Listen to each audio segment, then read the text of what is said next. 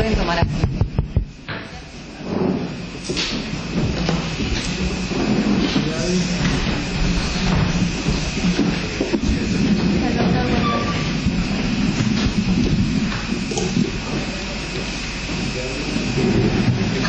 Se reanuda la audiencia de debate. Que pase Esther Nilda Alderete. ¿Qué? Perdón. Previamente a que pase la testigo, doctor Petrina, ¿tiene la contestación respecto del testigo Giladet? Sí, doctora, y por otro lado, entiendo, en el sentido me dice que jamás tuvo un secretario, pero además no estaríamos en ninguno de los casos previstos en el artículo 388, puesto que ese legajo está incorporado desde hace tiempo en la instrucción, razón por la cual no estamos hablando de ningún hecho nuevo ni de ninguna prueba nueva. Y en cuanto a la testimonial propuesta por el doctor Leiva. En cuanto a la testimonial propuesta por el señor fiscal, esta asistencia técnica también se opone, atento a que no surgió en ningún momento del debate el nombre de esta supuesta nueva testigo, y en la instrucción tampoco, pero si hubiera surgido la instrucción no sería un hecho nuevo. Y el artículo 388 es claro cuando dice: si en el curso del debate se tuviera conocimiento de nuevos medios, al decir del autor Carlos Vinda, la redacción de la norma es clara en cuanto exige que el conocimiento de la existencia de una nueva prueba se obtenga en el curso del debate. Así que esta asistencia se opone a las testimoniales de estas personas por no haberse producido ningún hecho nuevo, por lo menos para esta defensa. Bien, gracias, doctor. Se tiene por contestada la vista conferida. Que pase Osvaldo Alfredo Vargas Flores, y se tiene presente para el momento que se resuelve. No.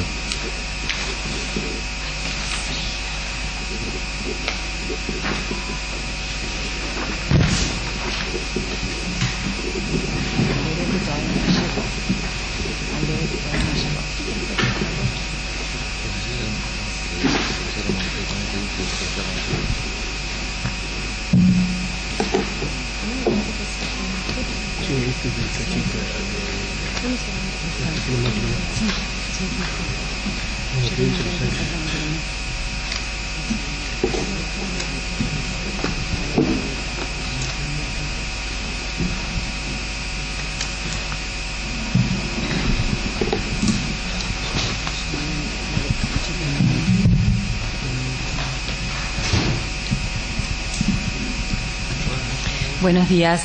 Señor Osvaldo Alfredo Vargas Flores, usted ha sido citado como testigo en el expediente número 3115 del año 2009, que se sigue en contra de Rubén Nelson Herrera, Pedro Javier Herrera, Miguel Raúl Gentil, Carlos Alberto Mulhol, Jorge Héctor Zaneto, Joaquín Gil y Andrés del Valle Zoraire por supuestos autores de homicidio y lesiones. Usted como testigo debe decirnos todo lo que haya visto, lo que haya escuchado, lo que haya ocurrido en su presencia.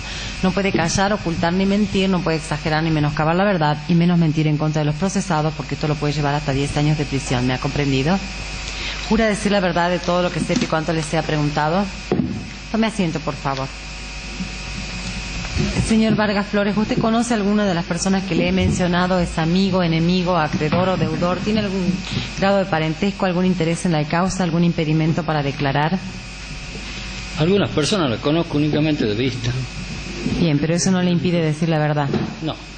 Bien, señor Vargas Flores, el Inca está realizando una filmación de la totalidad del juicio y queríamos saber si usted está de acuerdo con que se grabe su declaración testimonial. Preferiría que no. Bien, por favor, apaguemos la cámara. Doctor Leiva es ofrecido por su par. Sí, doctor. Sí, doctor. Sí, yo voy a solicitar que el tribunal le pida al doctor Leiva que acompañe con pruebas sus dichos o se abstenga de introducir en la audiencia hipótesis no comprobadas porque lo que él manifiesta de la supuesta participación de Pedro Bonifacio Vélez en el hecho que aquí se investiga no surge de ningún lado. O sea que si tiene pruebas concretas, que por favor las acompañe, o si no, que no mencione hipótesis que no, hasta el día de la fecha no se habían sentido nombrar. Es lo único que voy a pedir yo. Bien, doctor, se tiene presente para su oportunidad. ¿Con qué signo, doctor?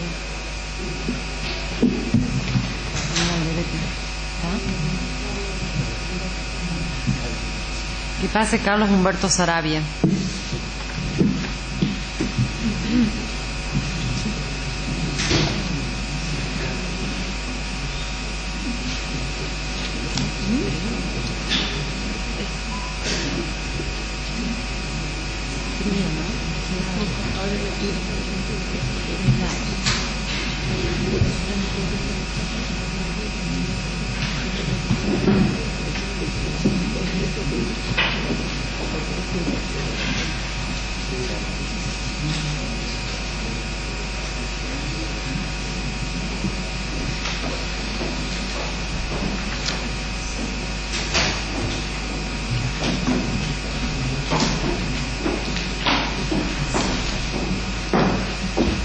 Buen día. Buenos días.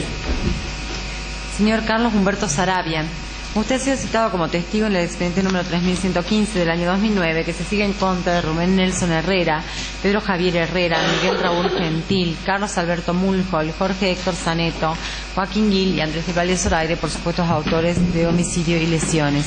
Usted como testigo debe decirnos todo lo que haya visto, lo que haya escuchado, lo que haya ocurrido en su presencia. No puede callar, ocultar ni mentir, no puede exagerar ni menoscabar la verdad y menos mentir en contra de los procesados porque esto lo puede llevar hasta 10 años de prisión. ¿Me ha comprendido? Sí, lo comprendo. ¿Jura decir la verdad de todo lo que sepa y cuanto le sea preguntado? Sí. Tome asiento, por favor. Señor Sarabia, ¿usted conoce a alguna de las personas que le he mencionado? ¿Es amigo, enemigo, acreedor o deudor? ¿Tiene algún grado de parentesco, algún interés en la causa, algún impedimento para declarar? No me comprenden las generales de la ley. Bien, señor Sarabia, el Inca está realizando una filmación del juicio y mi pregunta es si usted está de acuerdo con que se grabe su declaración testimonial. No hay ningún problema. Bien.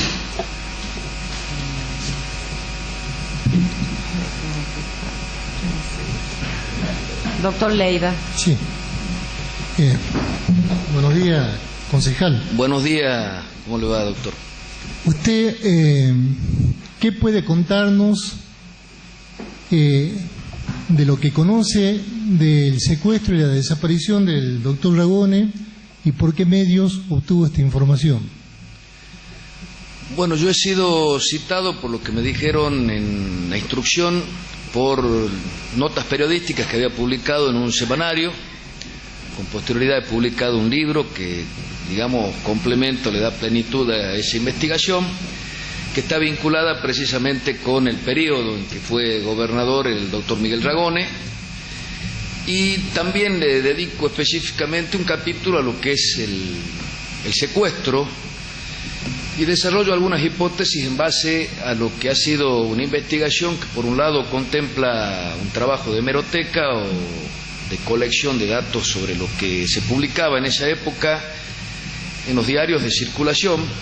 En ese momento eran el Intransigente, el Tribuno, la Gaceta de Tucumán y el Diario Norte, que dejó de salir en julio del 74, y también algunos testimonios, algunas personas con las que me he entrevistado que tienen derroteros políticos, que en ese momento también ostentaban cargos como funcionarios, y bueno, en base a esas versiones lo que yo he tratado de hacer, por supuesto en el marco de lo que es una investigación periodística, es desarrollar lo que yo consideraba que eran 5 hipótesis que se habían dispuesto en relación al crimen y bueno, en base a la opinión que la genera la lógica personal nada más, sin atribuirme ningún tipo de verdad absoluta, concluir que era un hecho de terrorismo de Estado y que a mi título personal involucraba al ejército y a la policía que estaba bajo su mando operativo.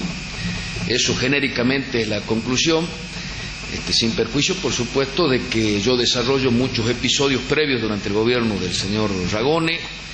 Con posterioridad también he tenido conocimiento de las causas como consecuencia de que he sido asesor ad honorem de la Comisión de Derechos Humanos de la Cámara de Diputados de la provincia de Salta, cuando era presidente el contador Pablo Outes, que es hijo de una de las víctimas de Palomitas, y también he sido abogado querellante del señor Outes en esa causa judicial.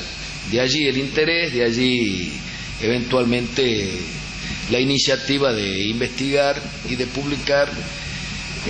Creo yo que, bueno, después de 35, 36 años es muy saludable que estemos en el juicio desarrollando una instancia que pueda involucrar, exhumar la verdad, pero lo cierto también es que en esa época en que yo he comenzado las investigaciones no había ese desarrollo ni tampoco esa propensión espontánea de mucha gente a hablar de este crimen y eventualmente a permitir que se llegue a un esclarecimiento. Usted recibió información de terceras personas de quienes habrían participado en el secuestro de Ragone y el lugar a donde estaba enterrado el doctor Ragone. Yo he recibido versiones diversas, algunas las he explorado porque las consideré verosímiles.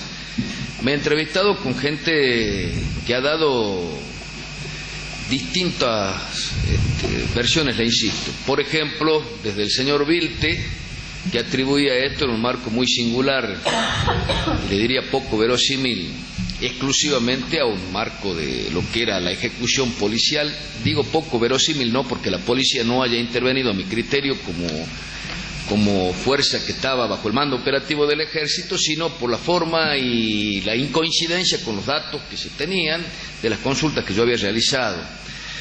Otras personas me han brindado versiones en lo que se refiere específicamente a lo que ha sido una supuesta desaparición del señor Ragone previo paso por la compañía de Ingenieros 5. Se trataba de un abogado que vino inicialmente a proponer, esto lo dejé en constancia en la declaración anterior en la instrucción, a proponerse como testigo. Él consideraba que, bueno, tenía datos para arrimar. Él sostuvo que en ese momento, bueno, de los vehículos que se habían utilizado para que era el secuestro de Ragone, uno de ellos con el médico habían ido a la guarnición del ejército militar, específicamente a la compañía de Ingenieros 5, y que allí había sido torturado y asesinado. Le insisto, hay otras versiones más que hablaban en esa época, inclusive hasta las publicaban los diarios, como que estuvo en Sumalao, como que fue enterrado cerca de Coronel Moldes, como que estuvo en una finca de Rayé en Pichanal. O sea, hay muchas cosas que el imaginario popular, ante esta orfandad de esclarecimiento, generaba digamos, algún tipo de trascendencia.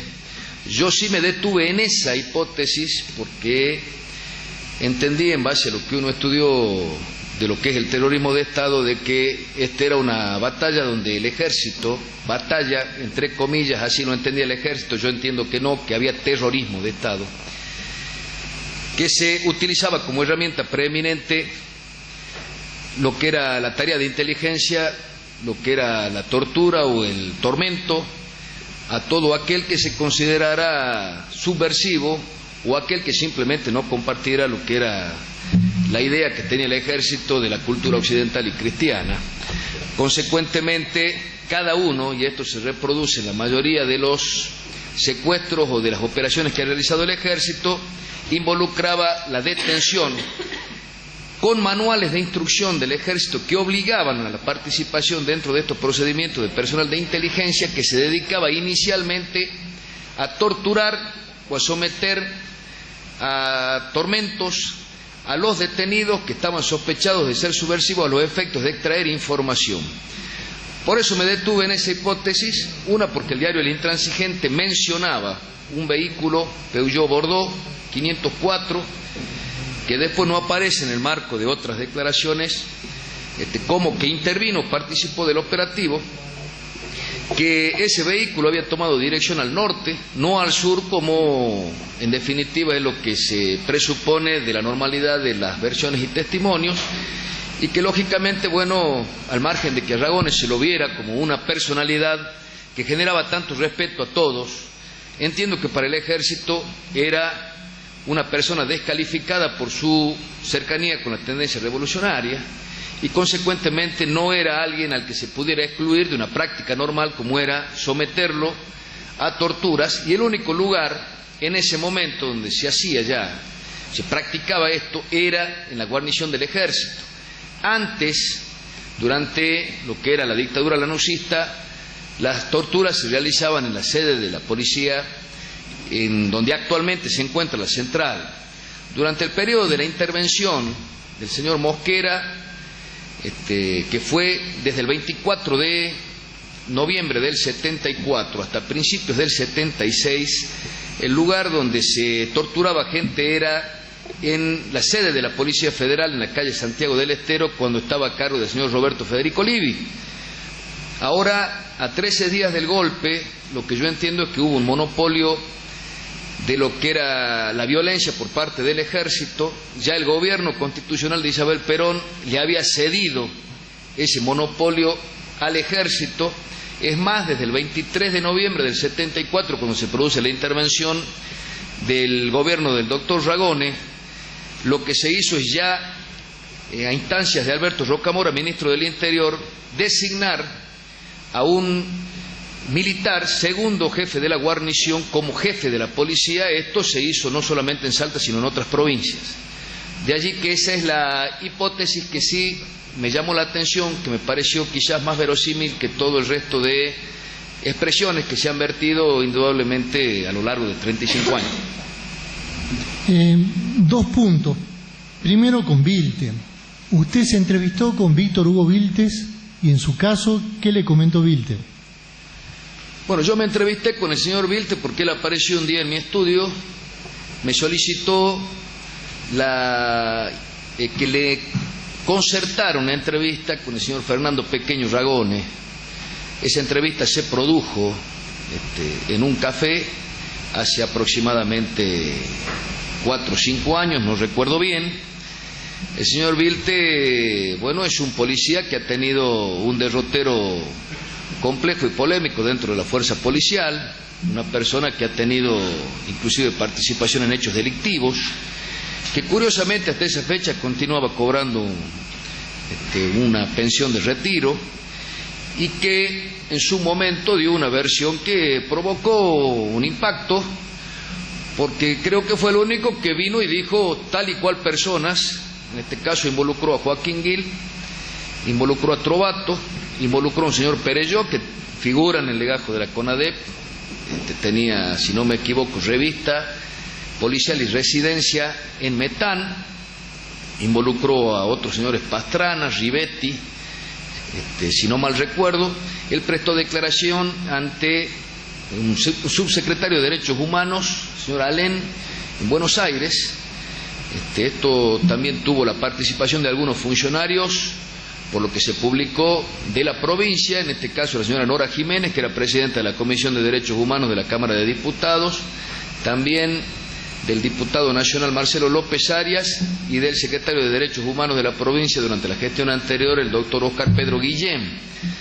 Ahora, de lo que yo mínimamente ausculté, a título de un interés creo normal que puede tener cualquier persona, porque yo veía que no coincidían lo que él había declarado con los automóviles que supuestamente habían intervenido y que estaban perfectamente identificados.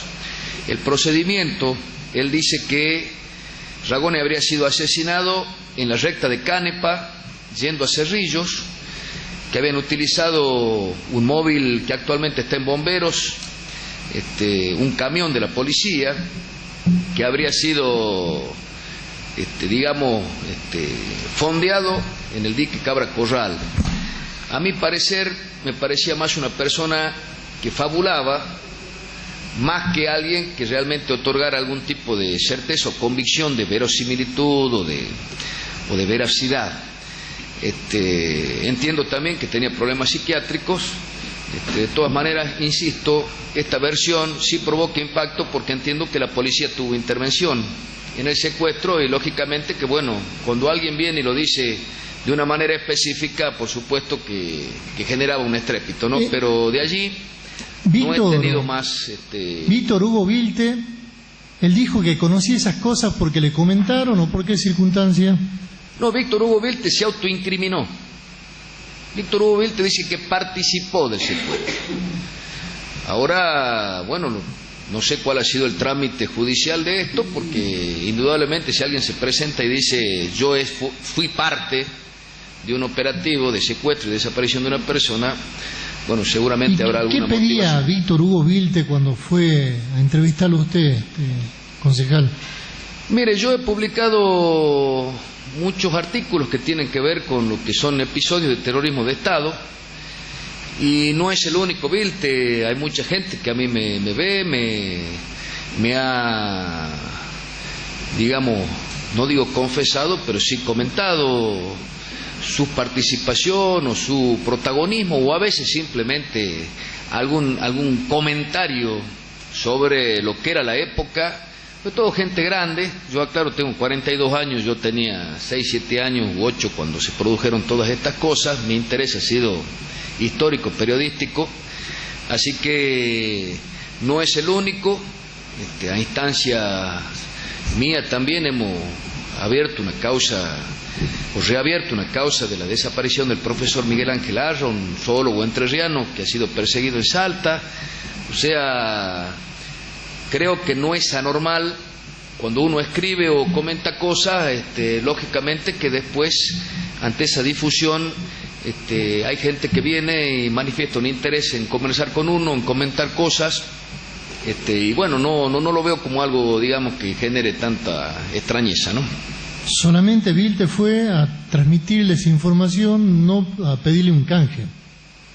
Esa es la pregunta. No, yo creo que... O el canje era comunicarse con Fernando Pequeño Ragone. Mire, yo no estoy involucrado en ningún canje, a ver si nos ponemos... Canje o pedido, digamos, de... Bueno, si es pedido, sí. Retiro la palabra canje, una exageración mía. Sí, porque en todo caso habría que ver, yo creo que acá había una recompensa que había ofrecido la provincia, y bueno, habría que preguntarle a los funcionarios del anterior gobierno si es que ellos estaban en alguna tratativa con los 50.000 pesos que ofrecían de recompensa, ¿no? Bien. Después nombró usted un abogado que le pasó informaciones de que el doctor Ragone, después de su secuestro, habría estado en la compañía de ingenieros, allí habría sido torturado y finalmente muerto. ¿Quién es ese abogado que le pasó esa información? Está dentro de la reserva de fuente periodística, doctor. Igualmente era un testimonio muy indirecto. Lo que él dijo es que era conscripto, que gozaba de alguna preferencia por el bienestar económico o el buen pasar de su papá, que normalmente tenía buenas atenciones con personal militar, que los fines de semana a veces iba el papá y llevaba unas empanadas, y que bueno, en una conversación que se produjo donde estaban el suboficial principal, si no me equivoco, Suárez, y el suboficial mayor Ochoa, se comentó este extremo de que Ragone había estado en la compañía de ingenieros 2 días sometido a torturas y que después fue enterrado. Inclusive me graficó en un mapa donde estaban los que eran los establos de las mulas que utilizaba esa compañía, que allí había sido el lugar donde se habían producido estos hechos y que había sido enterrado dentro de lo que era el campo militar durante un periodo de 2 años y que recién allí había sido exhumado. Ahora, yo simplemente, después traté de ver si es que esto tenía alguna verosimilitud. Hay que remarcar que, José Ignacio Rato era la persona que estaba a cargo de esa compañía de ingenieros, y que el segundo era Nicolás Barros Uriburu, persona que ambas que están, digamos, con un reproche penal dirigido en contra de ellos por crímenes de lesa humanidad. En el caso de Barros Uriburu, en la provincia de Buenos Aires, donde se lo acusa de haber participado de la quema, del fusilamiento y la quema de personas detenidas y puestas a disposición del gobierno militar. No digo que se siga o se concluya directamente que estas personas eran los que hayan participado del secuestro de Ragone, sino que entiendo que dentro de la guarnición había muchas personas que ostentaban rangos importantes, que tenían una preparación en lo que es contrainsurgencia. En algunas causas de derechos humanos, como la de Córdoba, en el caso Brandalisis, se ha dirigido reproche a lo que eran los destacamentos de inteligencia y los miembros que los componían. En el caso de Salta, en la guarnición teníamos 2 personas que específicamente tenían preparación en la Escuela de las Américas, con sede en Panamá, en donde se los adoctrinaba en lo que era la contrainsurgencia y se le dictaban cursos sobre cómo aplicar la tortura. Hablo de José Alejandro Rubio y de Ricardo Benjamín Isidro de la Vega. Sin perjuicio de ello, también existe un destacamento de inteligencia, el 143, que estaba a cargo del señor Osvaldo Mario Baudini en ese momento. También tenía el capitán Aguilar Zapata como miembro y otro señor Juan Carlos Jones Tamayo, personas que también están sindicadas como que han conformado grupos de tareas, y entiendo que dado el perfil que tenía para reprimir el ejército en ese momento, indudablemente que inteligencia militar era la que se encargaba de hacer el trabajo de señalar, de seleccionar las víctimas y de participar en cada operativo para inmediatamente proceder a extraer información. Entiendo que en la compañía de Ingenieros 5 había personas que tenían un perfil indudablemente que adhería plenamente a lo que es el régimen de terrorismo de Estado. ¿Usted sigue siendo concejal periodista? Yo desarrollo actividades periodísticas, no he estudiado ni soy licenciado en comunicaciones sociales, simplemente, y como muchos, a veces uno comienza emitiendo opiniones, después se hace algo progresivo y consuetudinario. Yo he escrito en varios semanarios y con posterioridad, me he dedicado a investigar este tema que me ha parecido realmente importante. Ahora no puedo decir que yo sea un periodista profesional. Como muchos, es una afición que tengo y que lo hago casi de manera cotidiana. Yo le voy a pedir al tribunal,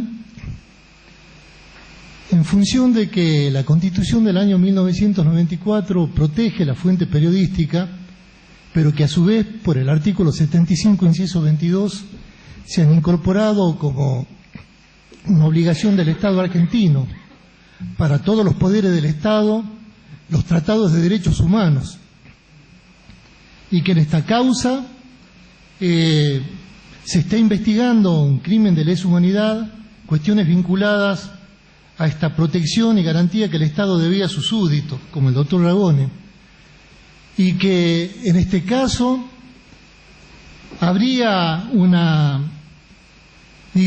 choque de normas y de valores a preservar por la Constitución. Por un lado, la fuente periodística, pero por otro lado también estos compromisos internacionales que tiene el Estado argentino, que en esta confrontación de intereses, de jerarquía constitucional, esta querella entiende, así como se viene desarrollando en el conjunto de otros intereses cuando se complementan con estos tratados internacionales incorporados al texto de la Constitución Nacional, que la norma que debe prevalecer para el tratamiento de lo que voy a proponer ahora es la norma del artículo 75, inciso 22, o sea, la prevalencia de este compromiso internacional de la Argentina en preservar, investigar y castigar estos crímenes de lesa humanidad contenidos en el Pacto de San José de Costa Rica.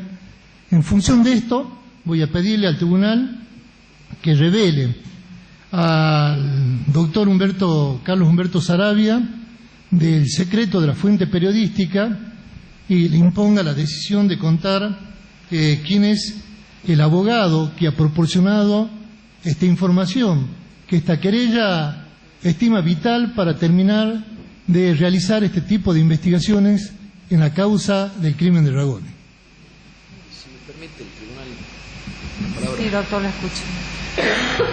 Yo, insisto, he sido citado en su momento a los efectos de ratificar mi autoría de unas notas periodísticas publicadas en el semanario Cuarto Poder, cuyo detalle obra en mi declaración en sede de instrucción. Sigo invocando la reserva de fuente periodística. aun cuando sea mínimo el aporte que pudiera involucrar el nombre de la persona. Desarrollo una actividad y también tengo una integridad moral en lo que se refiere a lo que a uno se le confía en el marco del ejercicio de esa actividad periodística. Consecuentemente, solicito al tribunal que se haga valer esa garantía constitucional. En realidad, yo no estoy esperando que me liberen, porque yo lo que tengo es un compromiso con personas que han manifestado temor por lo que les pudiera ocurrir. El testigo al que me refiero se retrajo de prestar declaración precisamente cuando fue secuestrado el señor Julio López, que prestaba declaración en el caso que se seguía contra el señor Echecolás. Consecuentemente, persona que es una persona instruida y letrada, a quien yo debo proteger, porque así se ha pactado esa entrevista con el señor al que no puedo mencionar, porque obviamente ha confiado en la persona de una persona que ha invocado el carácter de investigador periodístico, no de amigo, ni de abogado, ni ninguna otra calidad, nada más. Bien, de lo manifestado, de lo peticionado por el doctor Leiva, se le correcta a la Fiscalía. Gracias, doctora. Yo coincido en el fondo del planteo del pedido del doctor Leiva en cuanto a contar con esa información, más allá de la relevancia o no que pueda tener para la investigación, como dice el testigo. Me parece que sí, igualmente, la reserva de la fuente periodística es uno de los pilares de nuestra democracia, porque es una de las cosas que permite que la prensa sea libre, y es uno de los elementos sobre los cuales se establece nuestro sistema democrático. Si los periodistas no pueden conservar su fuente, no podrían trabajar libremente. Pero el tema es que el testigo no es periodista.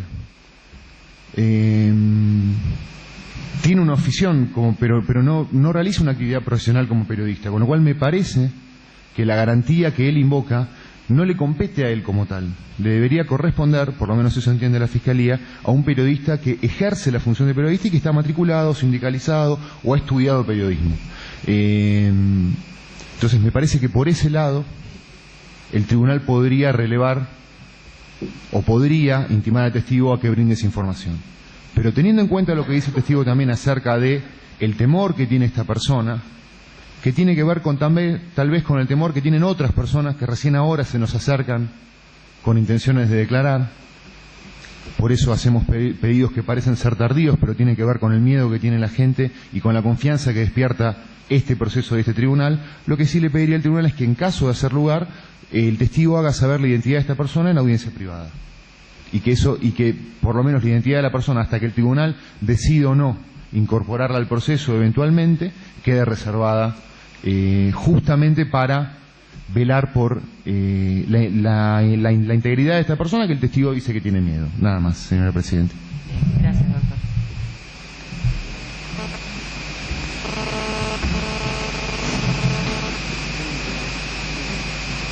Doctor Duarte. Sí.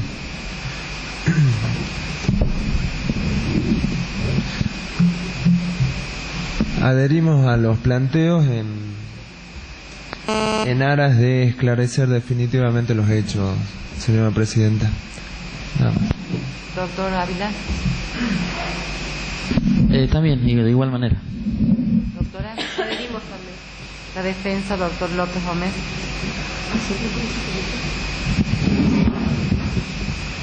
Gracias, señora Presidenta.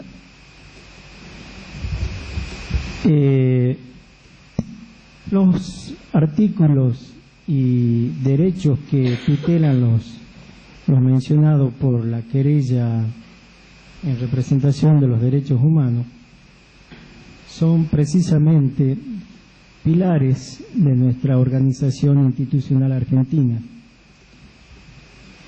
Pero sobre todo, y en los albores de nuestra patria, uno de ellos, fundamentalmente, fue la libertad de imprenta, que con posterioridad se comprendió que devenía la libertad y los derechos que encierran a la actividad periodística,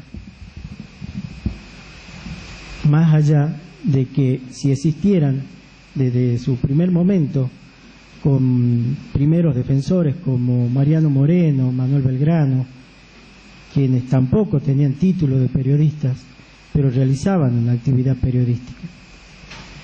Si a lo largo del tiempo de nuestros años de la República Argentina vemos los distintos medios de comunicación y sobre todo la prensa escrita, vamos a ver que tampoco grandes periodistas que tuvo la Argentina eran personas tituladas, ya que esta profesión ha adquirido esa calidad con títulos universitarios muy recientemente, quizás 30 años para esta época. Pero lo cierto es, señora Presidenta, que dentro de nuestros derechos fundamentales y garantías que tiene el ciudadano, entre los primeros se encuentra precisamente la defensa del ejercicio de la actividad periodística, más allá de lo que significa específicamente la profesión periodística.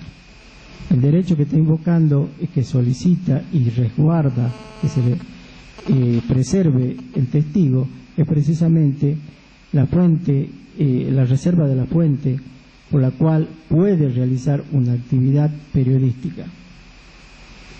Frecuentemente hemos visto en los distintos medios donde personas, precisamente los argentinos, estamos tratando e invocando las fuentes internacionales en aplicación dentro de nuestro derecho positivo, pero también tenemos que ver de preservar nuestro propio derecho positivo genuino, que en muchos casos en el exterior no se respeta a los argentinos. Si bien existen tratados internacionales que se deben reservar, que se deben respetar, también hay que ver que esos conflictos que se plantean con nuestro propio derecho positivo no lleven a enervar consuetudinariamente nuestra propia reglamentación positiva que nos está rigiendo. En consecuencia de lo expuesto, entiendo que no es oportuno relevar la fuente de la información periodística del testigo y solicito que se continúe con la testimonial del mismo. Doctor Petrina. Sí, muchas gracias, señora Presidenta. Yo debo concordar con el pedido de la querella, el doctor Leiva, por las razones que pusiera él y porque además el doctor Saravia en su testimonial, en la instrucción, la causal que invocó era el temor que tenía su fuente, y es elogiable su lealtad hacia la promesa efectuada, pero entiendo que con las distintas entidades que se les ofrece protección a los testigos y sobre todo en estas causas, el tribunal podría dispensar al doctor Saravia y solicitarle que nos dé el nombre, puesto que son muy pocas las personas que han tomado conocimiento directo de lo que le habría sucedido al doctor Miguel Ragone, y esta defensa lo que busca es la verdad real, no la infinidad de hipótesis que, como bien pone en su libro el doctor, son al menos 5, cual todas más dispares. Así que concuerdo con el pedido del doctor Leiva y adhiero al mismo. Bien, el tribunal va a hacer un cuarto intermedio para deliberar la cuestión suscitada. Que no se retire el testigo, por favor. 10 minutos aproximadamente.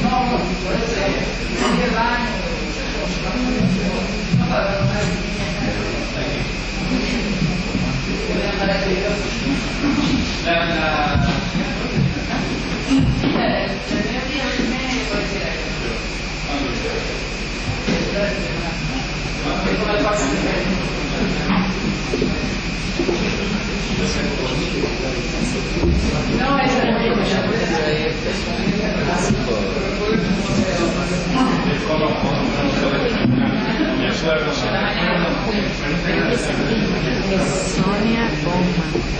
¿Ya pasó Boma? ¿No vino? Mónica.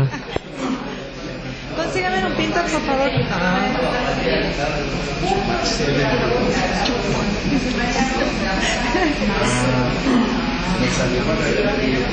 Mónica.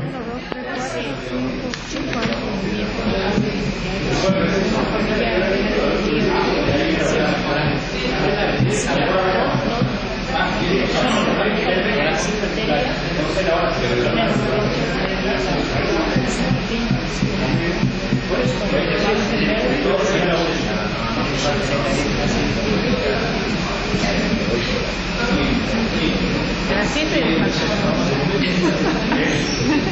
dice que le estoy calentando el asiento. Claro. Cuando mamá se va queda los pollitos.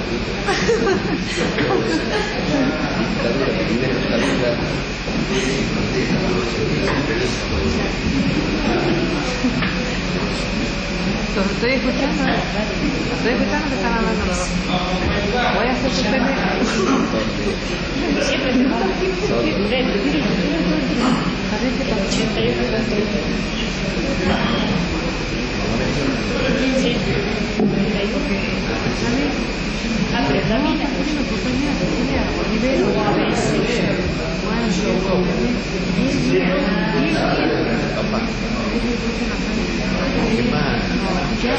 Seguro que después.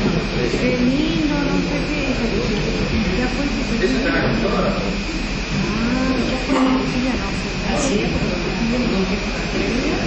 que le dijo venía con Cristina.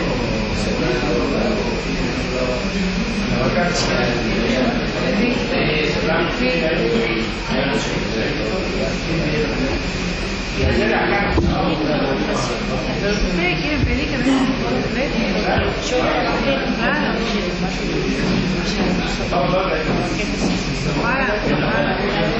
Sí. 3 sale. 3 pesos. La loma. Y después hola, padre. Hola, padre.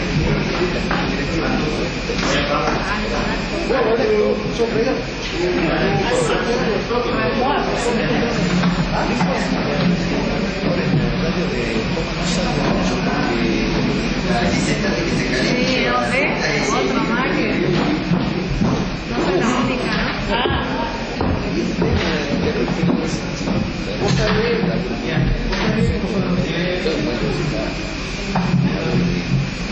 Hay que pedirle a Marcelo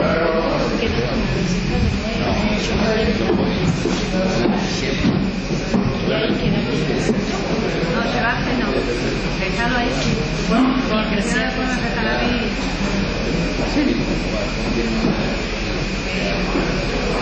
Bueno, igual sí, no, yo me permito.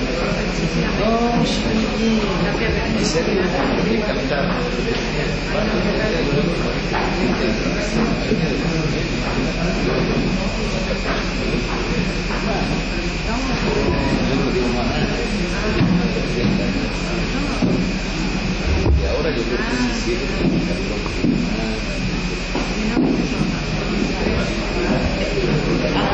yo no quiero salir porque no quiero morir a todos. No sea lo normal.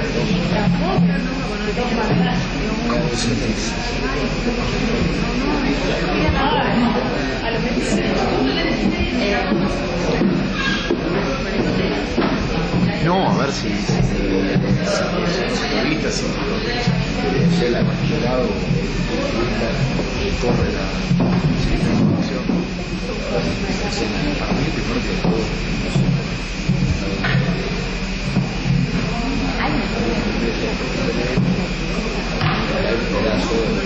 ahora sí, antes para ejercer el periodismo si no, cualquier posibilidad de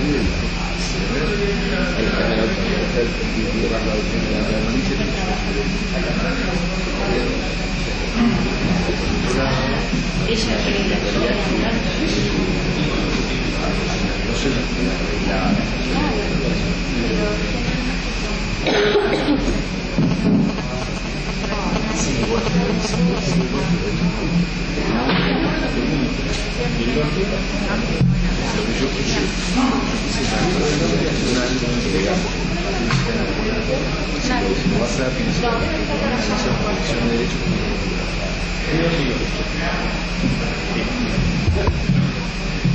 todo bien.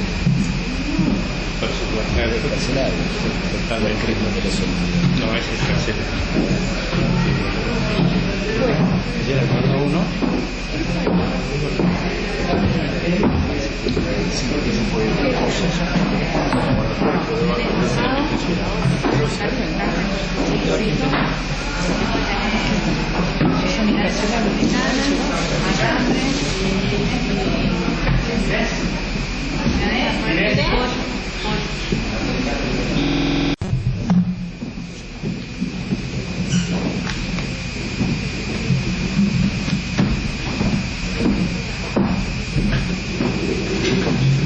Pueden tomar asiento.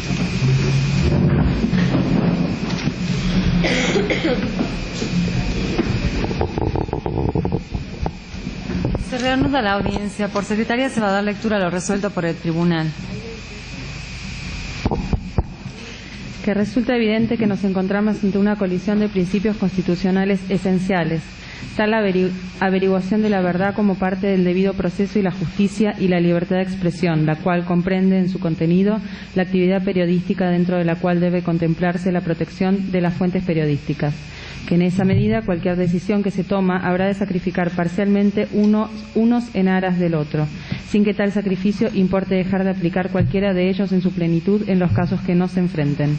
Que tenemos en cuenta en este sentido la opinión consultiva número 5 de la Corte Interamericana de Derechos Humanos del 13 de noviembre de 1985, en referencia a una consulta del Gobierno de Costa Rica, donde dicho organismo internacional dijo que la libertad de expresión es una piedra angular de la existencia misma de una sociedad democrática. El periodismo es la manifestación primaria y principal de la libertad de expresión del pensamiento y no una mera prestación de un servicio público. El artículo 13 de la Convención expresamente protege la libertad de buscar, recibir y difundir informaciones de toda índole.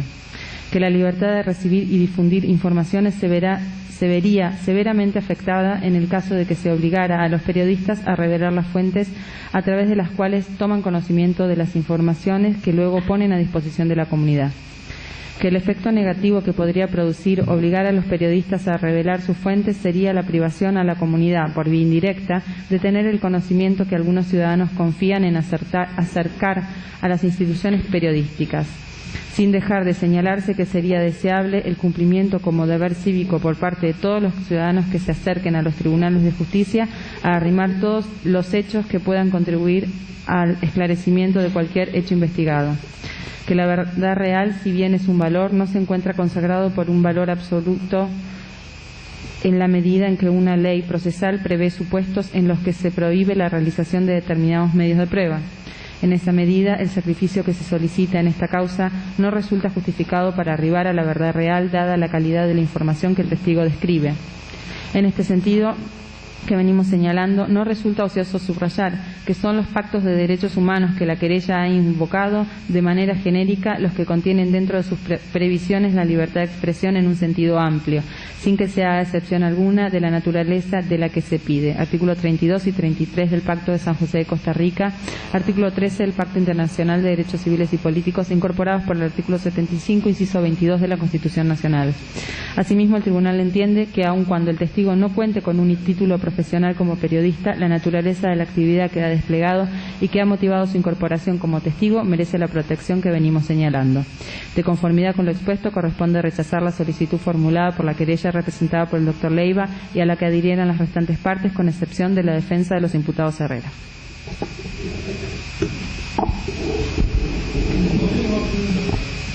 Bien, doctor.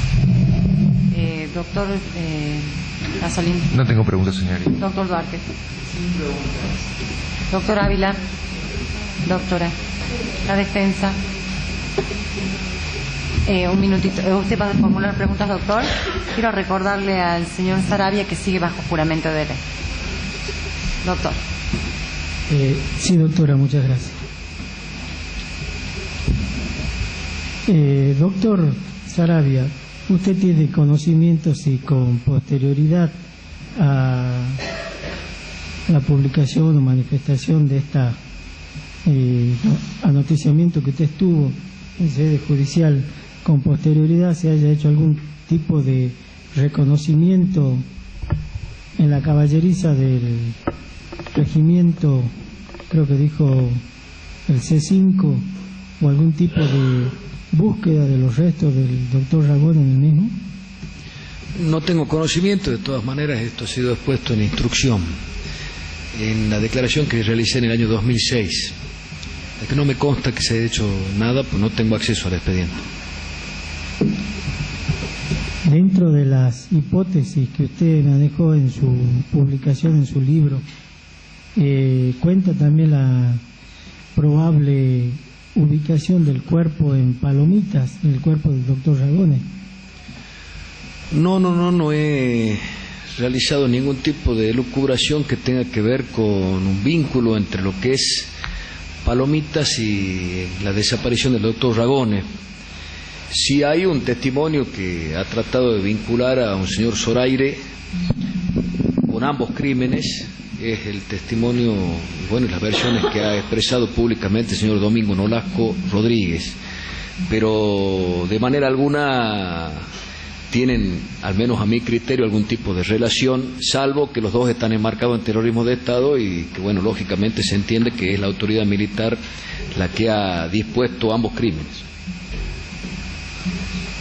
¿Usted dentro de su investigación ha podido llegar a conocer quiénes fueron los autores materiales del secuestro y desaparición del doctor Ragone? No, lo que hice es simplemente analizar las hipótesis. En derecho se habla de una teoría de dominio del hecho, de Klaus Roxin. Bueno, a nivel periodístico, quizás haya que hacer un parangón cuando se investiga el terrorismo de Estado. Es muy difícil establecer un esquema de ejecución material con identidad de aquellos que en definitiva han participado del operativo. Esto porque los mismos militares se han encargado de trabajar de manera clandestina. Había un ejército de día y uno de noche. Había un sistema de inteligencia que tenía una traducción en grupos de tareas en donde no se respetaban inclusive los rangos jerárquicos ortodoxos de los militares. La colaboración de la policía como lo que es operativo, porque estaban formal y legalmente bajo el mando operativo del ejército, también es una especulación a la cual se arriba casi a título de conclusión por lo que ha sido una zona liberada prácticamente en la zona del crimen del doctor Ragone, lo que ha sido el probable encubrimiento por lo que es la falta de una instrucción adecuada e inclusive las demoras en disponer cualquier tipo de instrucción o diligencia que pudiera establecer la autoría y el esclarecimiento. Yo creo que lo que se advierte es que lamentablemente a los que se le encomendaba formalmente la investigación eran los que estaban como partícipes o cómplices del crimen. Esta dualidad habla de una contradicción y consecuentemente la perturbación de una investigación de un crimen indudablemente de una dimensión tremenda para la provincia. Doctor, cuando usted manifiesta zona liberada, ¿cuál es la definición para usted de zona liberada o qué significa zona liberada?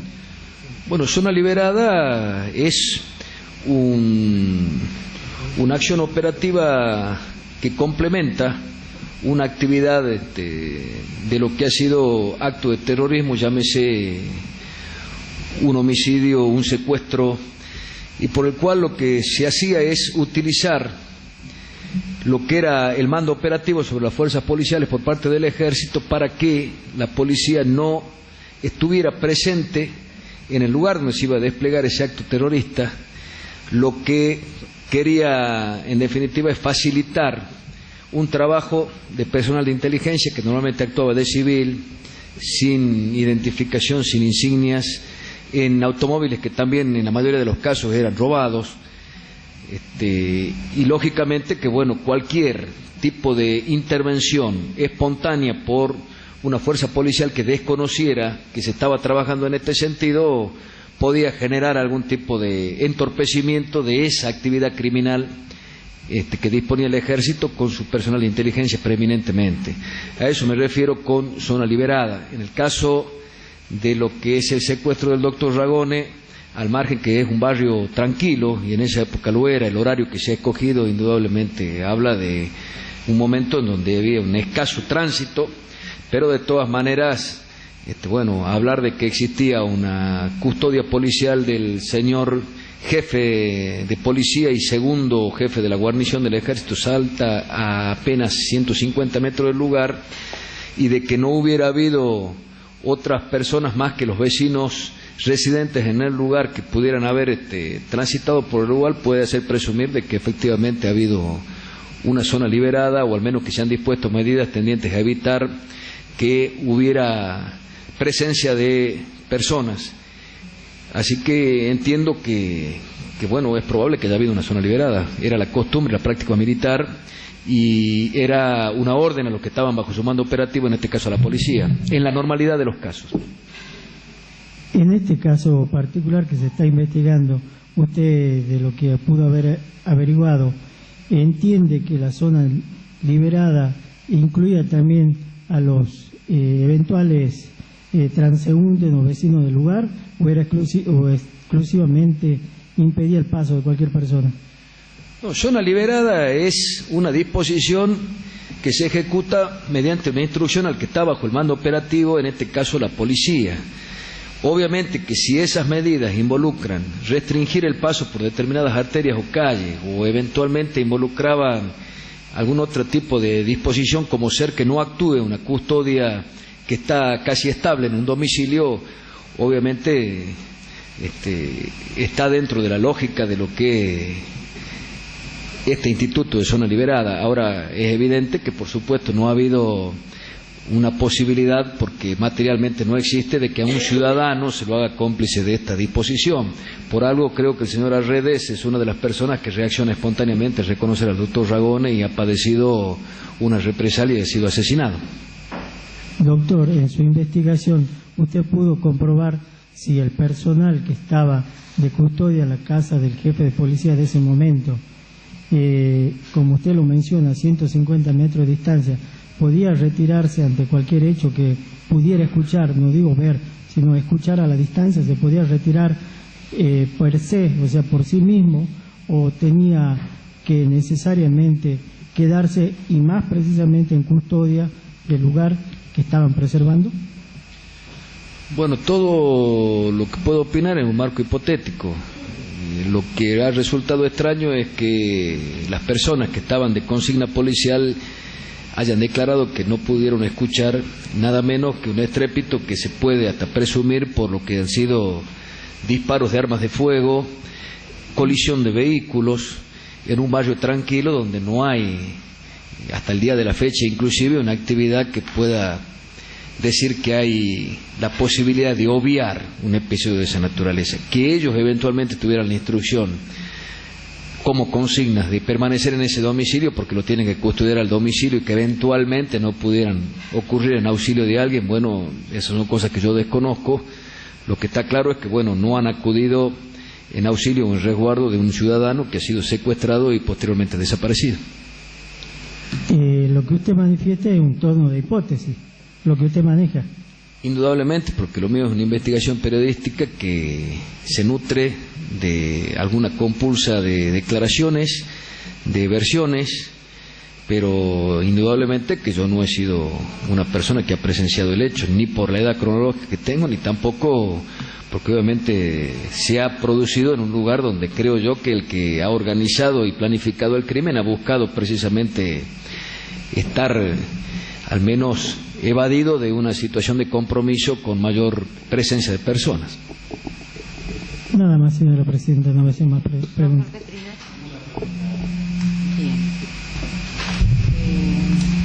Está desocupado, señor Sarabia. Gracias por venir esta mañana. Muchas gracias.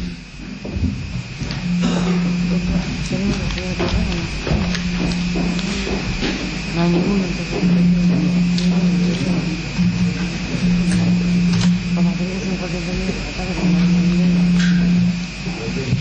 Bien, vamos a pasar un cuarto intermedio hasta ahora 14:30, porque los testigos que estaban previstos no han comparecido.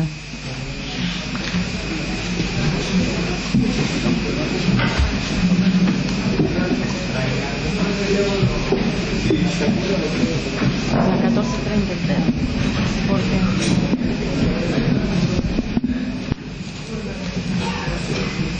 Malos que son, qué peleador. ¿Cómo? Haga lo que quiera, doctor. Libertad de acción.